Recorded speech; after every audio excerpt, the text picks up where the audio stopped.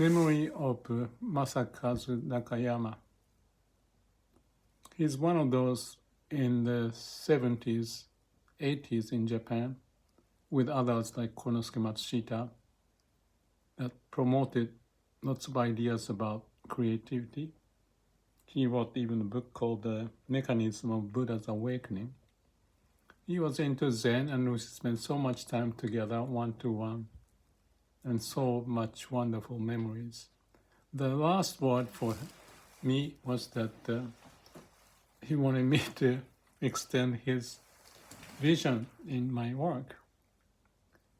KJ method, Kawakita Jiro, along with NM, Masakazu Nakayama method, has the connotation similar to AI, collecting the wisdom. There's a lot to be learned from that.